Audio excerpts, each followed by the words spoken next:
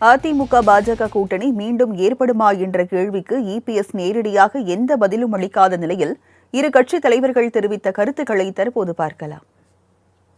அதிமுக பொறுத்த வரைக்கும் ஒத்த கருத்துடைய கட்சிகள்லாம் இன்றைக்கு ஒன்று சேர்ந்து இந்த லஞ்ச லாவணியமுள்ள இந்த அரசை மக்களோட ஆட்சி அகற்ற வேண்டும் என்பதுதான் எங்களுடைய நிலைப்பாடு. ஒத்த கருத்துக்கள் உள்ள கட்சி எதாவது நினைக்கிறீங்க சார்? அது யாராவது வராங்களோ அவங்கள ஒத்த கருத்துடைய கட்சி தான். எங்களுடைய கட்சியோடு எங்க கட்சியுடைய கொள்கையின் அடிப்படையில் யாரெல்லாம் எங்களோடு விருப்பப்பட்டு வர்றாங்களோ அவர்களெல்லாம் ஒத்த கருத்துள்ள கட்சி தான்.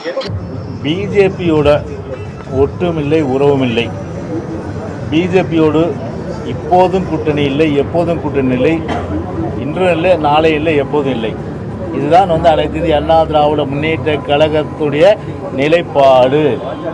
இதில் இந்த ஒரு நிலைப்பாடில் எந்த நிலையிலும் மாற்றம் இல்லை. அண்ணன் எடப்பாடி ஒரு அழகான ஒரு வார்த்தையை சொன்னார். ஒத்த கருத்துடைய கட்சிகள் எல்லோரும் ஒன்றாக இணைய வேண்டும்னு சொன்னார். ஒத்த கருத்துனா என்ன? எதிர்கட்சிகளுக்கு எல்லாம் ஒத்த கருத்து இன்றைய மக்கள் விரோத திராவிட முன்னேற்ற கழகம் அகற்றப்பட வேண்டும் என்பதுதான் ஒத்த கருத்து. ஆக அந்த ஒத்த கருத்து உள்ளவர்கள் எல்லாம் ஒத்துப்போய் வந்தால் நல்லது என்பதுதான் எனது கருத்து. அதை முடிவு செய்வதற்கு எங்களது அகில பாரத கட்சி இருக்குது. என் அண்ணனே அவர்களுக்கும் இன்னும் கால அவகாசம் இருக்குது. அவரே முந்தின நாள் அப்படிதான் சொன்னார், 2026 என்ன கால அவகாசம் இருக்குது.